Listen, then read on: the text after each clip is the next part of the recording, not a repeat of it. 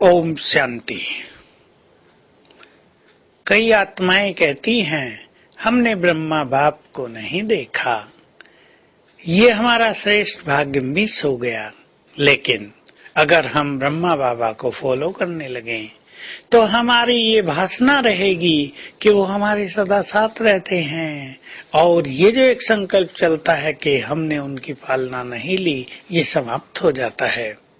ब्रह्मा बाबा सच्चे अर्थों में माता पिता थे, केवल कहने के लिए नहीं।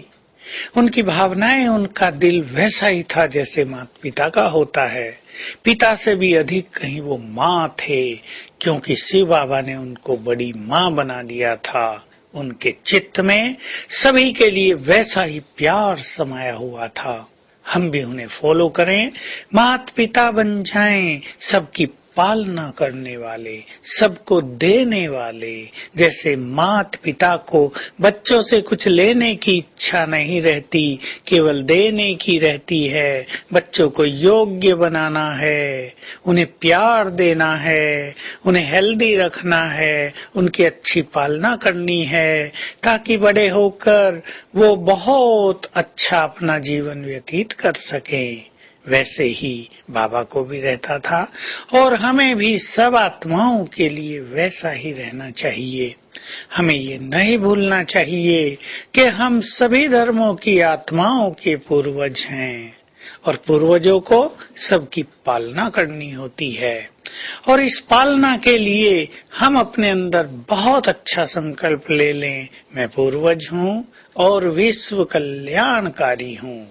जैसे और जगह सभी को इंचार्ज बनने की इच्छा होती है, सेवाओं के इंचार्ज, किसी सेवा केंद्र के इंचार्ज और बड़े इंचार्ज, क्योंकि उससे मान मिलता है, उससे कई सत्ताएं अपने पास रहती हैं। परंतु हम अपने को विश्व कल्याण का इंचार्ज मान लें, भले इसमें हमें मान नहीं मिलेगा, भले इसमें हम लोगों की नजरों में नहीं आएंगे, पर हम गुप्त रूप से, सूक्ष्म रूप से संसार की सभी आत्माओं की पालना करते रहेंगे। और एक दिन आएगा, सारा संसार हमें सम्मान देगा, प्रकृति भी हमें सम्मान देगी, क्योंकि उसकी भी तो हमें पालना करनी है, उसको भी तो हमें सतो प्रधान बनाना है। प्रकृति अपनी शक्ति खो चुकी है, हमें उसकी शक्तियां पुनः उसमें भर देनी है। और सबको याद रहे, प्रकृति की मूल शक्ति है पवित्रता। जो आत्माएं जितनी पवित्र हैं, मानो उनके वाइब्रेशंस प्रकृति की पालना करते रहते हैं। जो आत्मा पवित्र बन भी गई, चाहे उनकी पवित्रता कितनी भी कम हो, लेकिन ये पवित्रता प्रकृति की पालना कराती है। तो हम विश्व कल्याणकारी हैं, पूर्वज हैं, हमें तो सबका कल्याण करना है। जब हमें सबका कल्याण करना है तो हमारे मन में किसी के लिए ईर्ष्या कैसे हो सकती है, घृणा नफरत कैसे हो सकती है, गिराने की भावना कैसे हो सकती है। हम तो विश्व कल्याणकारी हैं, हमें तो सबको आगे बढ़ाना है, उन्हें आगे बढ़ते देख प्रसन्न होना है, उनको उन्नति के मार्ग पर आगे बढ़ते देख हमारा दिल फूल जाए, हमारा दिल आनंदित हो जाए, हमारा चित्त शीतल हो जाए। ये विश्व कल्याणकारी आत्माओं के लक्षण हैं।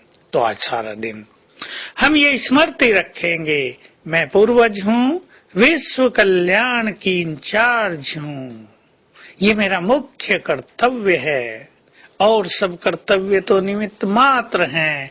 मेरा असली कार्य तो आत्माओं को बल देना है। मैं तने में हूँ, मैं जड़ों में हूँ, मेरा एक एक संकल्प संसार की सभी आत्माओं तक पहुंचता है, ये ध्यान रखना है। अगर हम स्वमान में रहते हैं तो हमारे श्रेष्ठ संकल्पों का बल संसार की सभी आत्माओं का कल्याण करता रहता है। ये सूक्ष्म गति हमको समझ लेनी है।